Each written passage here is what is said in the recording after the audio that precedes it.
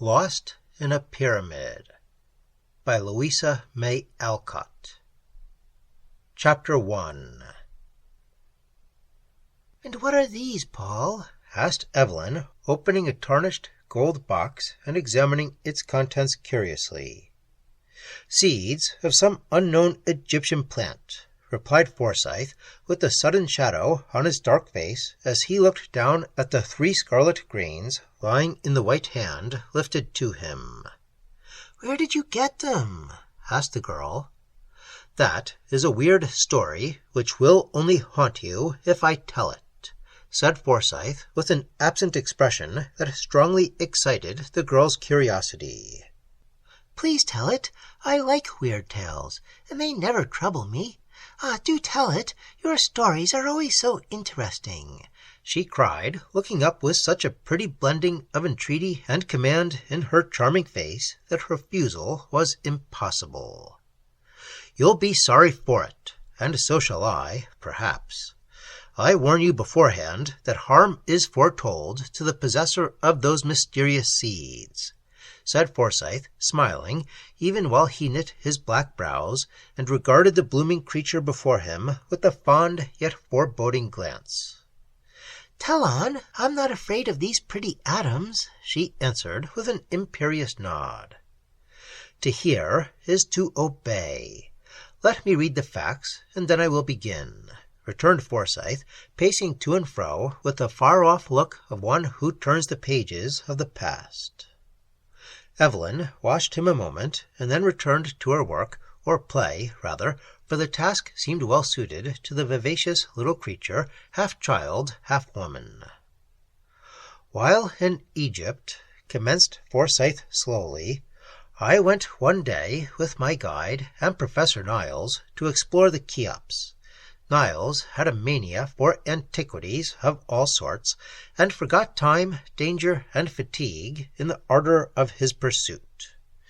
We rummaged up and down the narrow passages, half choked with dust and close air, reading inscriptions on the walls, stumbling over shattered mummy cases, or coming face to face with some shriveled specimen perched like a hobgoblin on the little shelves where the dead used to be stowed away for ages.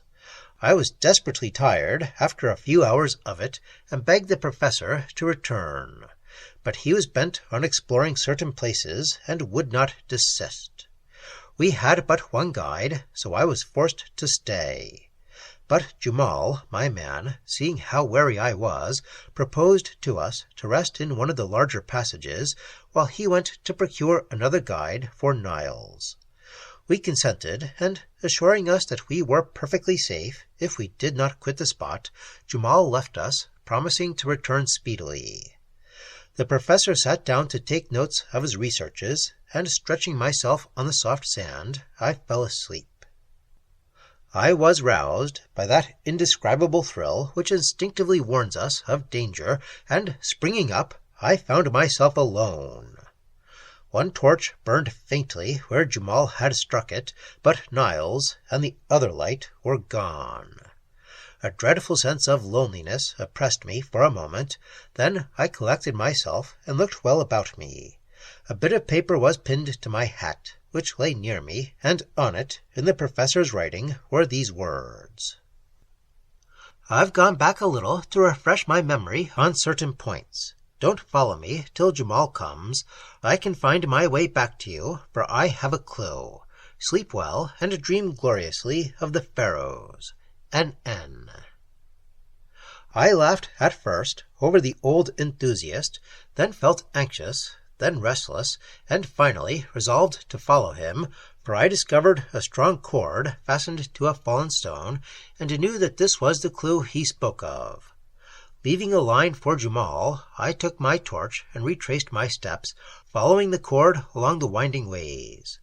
I often shouted, but received no reply, and pressed on, hoping at each turn to see the old man poring over some musty relic of antiquity.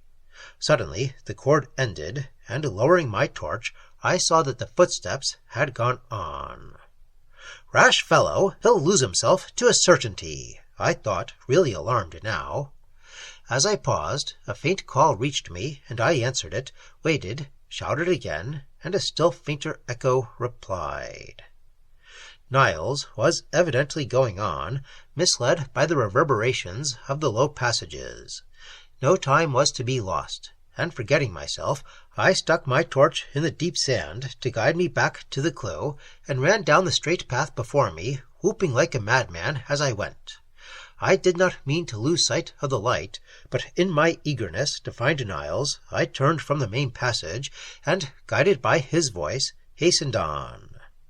His torch soon gladdened my eyes, and the clutch of his trembling hands told me what agony he had suffered. "Let us get out of this horrible place at once," he said, wiping the great drops off his forehead. "Come, we're not far from the clue. I can soon reach it, and then we are safe." But as I spoke, a chill passed over me, for a perfect labyrinth of narrow paths lay before us. Trying to guide myself by such landmarks as I had observed in my hasty passage, I followed the tracks in the sand till I fancied we must be near my light. No glimmer appeared, however, and kneeling down to examine the footprints nearer, I discovered to my dismay that I had been following the wrong ones, for among those marked by a deep boot heel were prints of bare feet. We had had no guide there, and Jamal wore sandals. Rising, I confronted Niles with the one despairing word, "Lost!" as I pointed from the treacherous sand to the fast-waning light.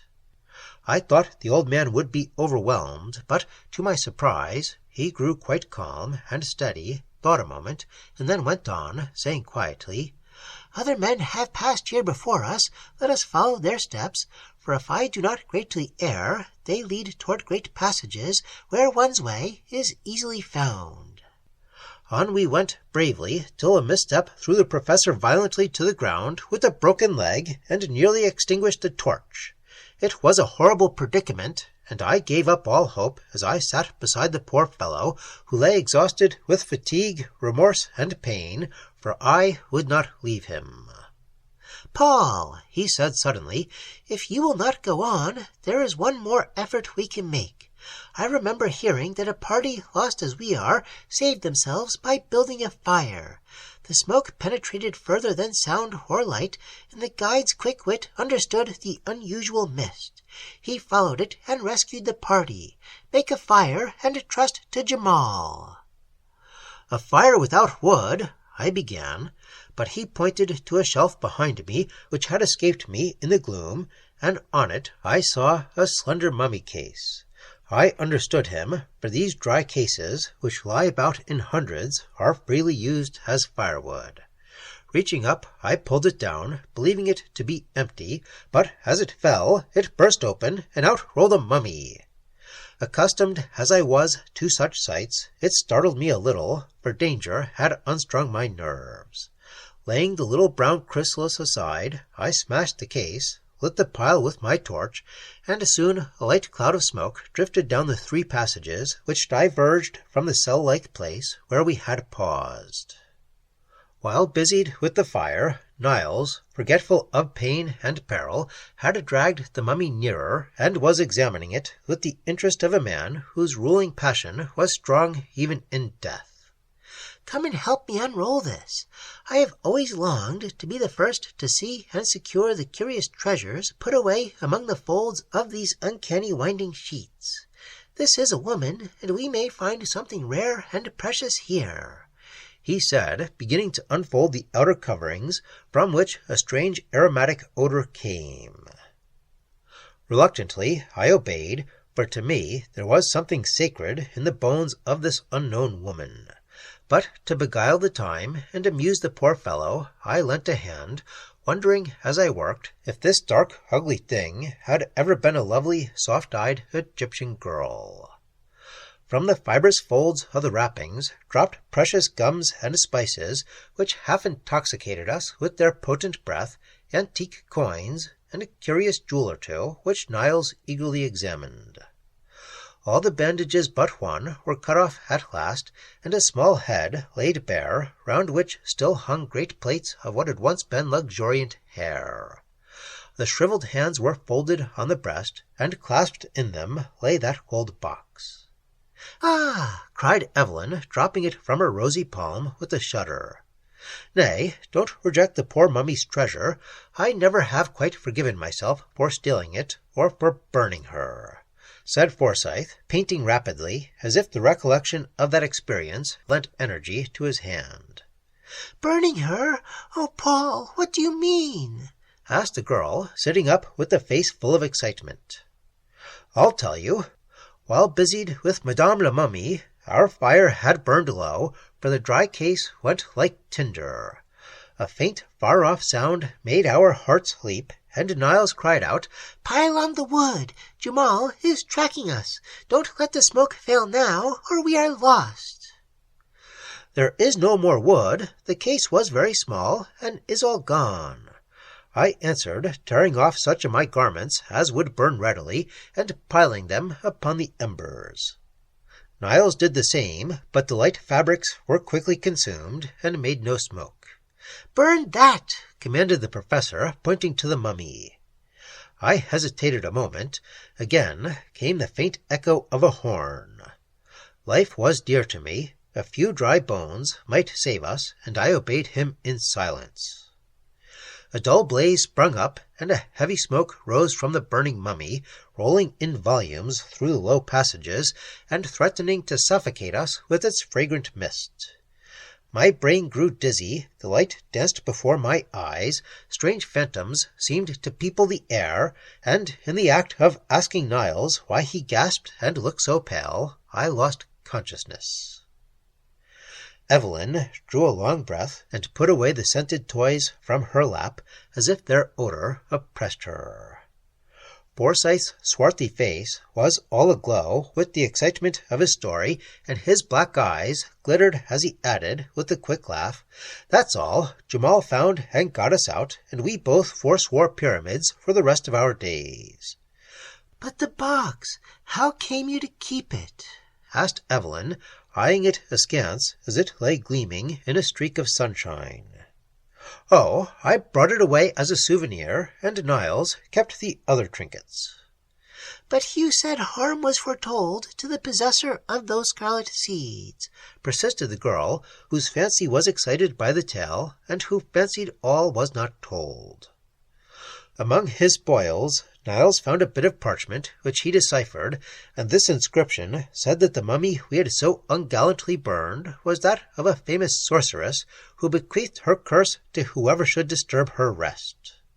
Of course, I don't believe that curse has anything to do with it, but it's a fact that Niles never prospered from that day.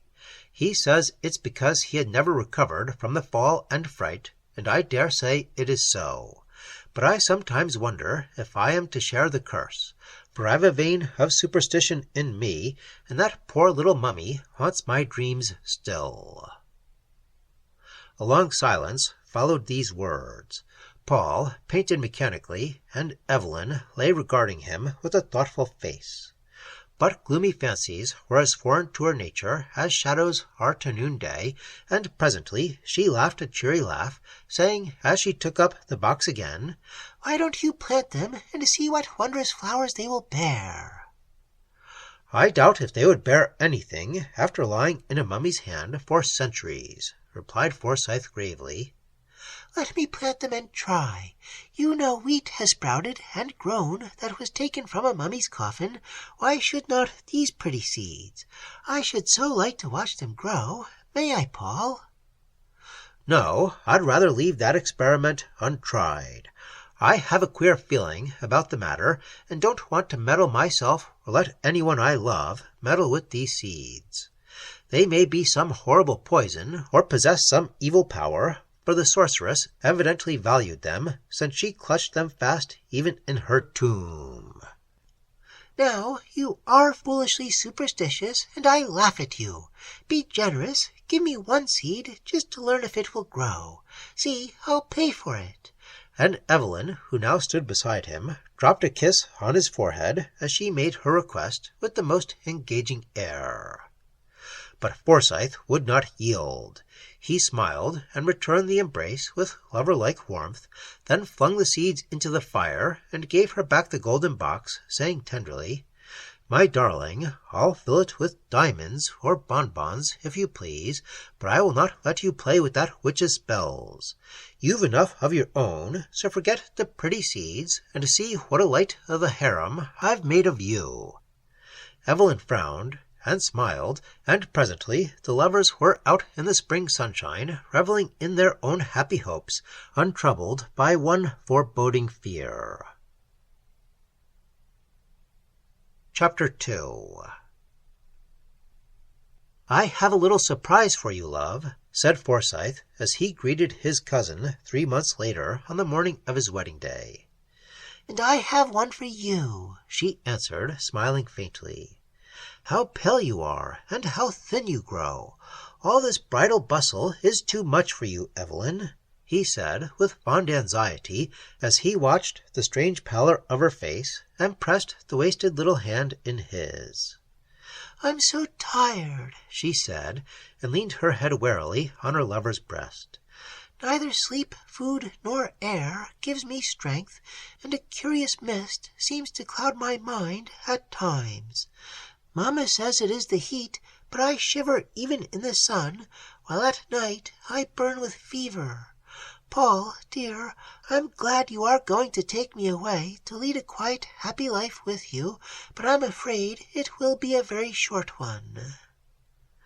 "My fanciful little wife, you are tired and nervous with all this worry, but a few weeks of rest in the country will give us back our blooming Eve again. Have you no curiosity to learn my surprise?" he asked to change her thoughts. The vacant look stealing over the girl's face gave place to one of interest, but as she listened, it seemed to require an effort to fix her mind on her lover's words. "You remember the day we rummaged in the old cabinet?" "Yes," and a smile touched her lips for a moment. "And how you wanted to plant those queer red seeds I stole from the mummy?" "I remember." And her eyes kindled with sudden fire. "Well, I tossed them into the fire, as I thought, and gave you the box, but when I went back to cover up my picture, and found one of those seeds on the rug, a sudden fancy to gratify your whim led me to send it to Niles, and ask him to plant and report on its progress. Today I hear from him for the first time, and he reports that the seed has grown marvelously, has budded, and that he intends to take the first flower, if it blooms in time, to a meeting of famous scientific men, after which he will send me its true name and the plant itself. From his description it must be very curious, and I'm impatient to see it." "You need not wait. I can show you the flower in its bloom." And Evelyn beckoned with the mechante smile so long a stranger to her lips. Much amazed, Forsyth followed her to her own little boudoir, and there, standing in the sunshine, was the unknown plant. Almost rank in their luxuriance were the vivid green leaves on the slender purple stems, and rising from the midst, one ghostly white flower, shaped like the head of a hooded snake, with scarlet stamens like forked tongues, and on the petals glittered spots like dew. "A strange, uncanny flower. Has it any odor?" asked Forsyth, bending to examine it, and forgetting, in his interest, to ask how it came there. "None, and that disappoints me. I am so fond of perfumes," answered the girl, caressing the green leaves, which trembled at her touch, while the purple stems deepened their tint. "Now tell me about it," said Forsyth, after standing silent for several minutes. "I had been before you, and secured one of the seeds, for 2 fell on the rug. I planted it under a glass in the richest soil I could find, watered it faithfully, and was amazed at the rapidity with which it grew when once it appeared above the earth. I told no one, for I meant to surprise you with it. But this bud has been so long in blooming, I have had to wait. It is a good omen that it blossoms today, and it is nearly white. I mean to wear it, for I've learned to love it, having been my pet for so long." "I would not wear it, for, in spite of its innocent color, it is an evil-looking plant, with its adder's tongue and unnatural dew. Wait till Niles tells us what it is, then pet it if it is harmless. Perhaps my sorceress cherished it for some symbolic beauty. Those old Egyptians were full of fancies. It was very sly of you to turn the tables on me in this way, but I forgive you, since in a few hours I shall chain this mysterious hand for ever. How cold it is! Come out into the garden and get some warmth and color for tonight, my love. But when night came, no one could reproach the girl with her pallor, for she glowed like a pomegranate flower. Her eyes were full of fire, her lips scarlet, and all her old vivacity seemed to have returned. A more brilliant bride never blushed under a misty veil, and when her lover saw her, he was absolutely startled by the almost unearthly beauty which transformed the pale, languid creature of the morning into this radiant woman. They were married, and if love, many blessings, and all the good gifts lavishly showered upon them could make them happy, then this young pair were truly blessed. But even in the rapture of the moment that made her his, Forsyth observed how icy cold was the little hand he held, how feverish the deep color on the soft cheek he kissed, and what a strange fire burned in the tender eyes that looked so wistfully at him.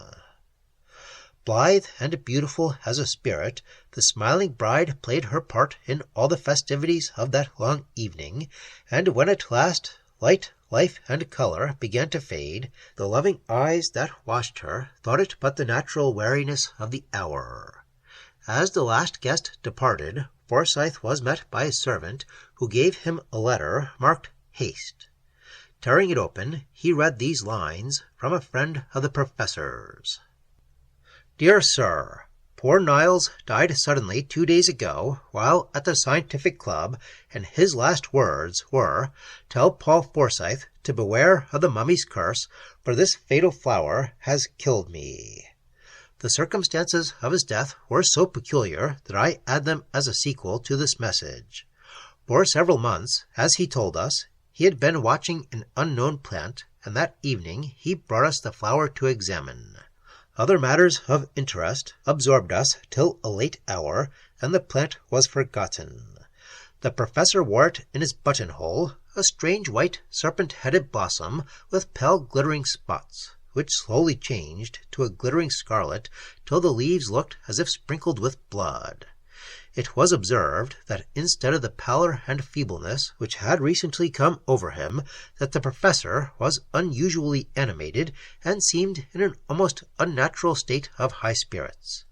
Near the close of the meeting, in the midst of a lively discussion, he suddenly dropped as if smitten with apoplexy. He was conveyed home insensible, and after one lucid interval in which he gave me the message I have recorded above, he died in great agony, raving of mummies, pyramids, serpents, and some fatal curse which had fallen upon him. After his death, livid scarlet spots, like those on the flower, appeared on his skin, and he shriveled like a withered leaf. At my desire, the mysterious plant was examined, and pronounced by the best authority one of the most deadly poisons known to the Egyptian sorceresses. The plant slowly absorbs the vitality of whomever cultivates it, and the blossom, worn for 2 or 3 hours, produces either madness or death. Down dropped the paper from Forsyth's hand. He read no further, but hurried back into the room where he had left his young wife. As if worn out with fatigue, she had thrown herself upon a couch, and lay there motionless, her face half hidden by the light folds of the veil which had blown over it. "Evelyn, my dearest, wake up and answer me. Did you wear that strange flower today?" whispered Forsyth, putting the misty screen away. There was no need for her to answer, for there, gleaming spectrally on her bosom, was the evil blossom, its white petals spotted now with flecks of scarlet, vivid as drops of newly spilt blood. But the unhappy bridegroom scarcely saw it, for the face above it appalled him by its utter vacancy. Drawn and pallid, as if with some wasting malady, the young face, so lovely an hour ago, lay before him, aged and blighted by the baleful influence of the plant which had drunk up her life. no recognition in the eyes, no word upon the lips, no motion of the hand. Only the faint breath, the fluttering pulse, the wide-opened eyes betrayed that she was alive. Alas for the young wife! The superstitious fear at which she had smiled had proved true. The curse that had bided its time for ages was fulfilled at last, and her own hand wrecked her happiness for ever. Death in life was her doom, and for years Forsyth secluded himself to tend with pathetic devotion the pale ghost who never by word or look could thank him for the love that outlived even such a fate as this.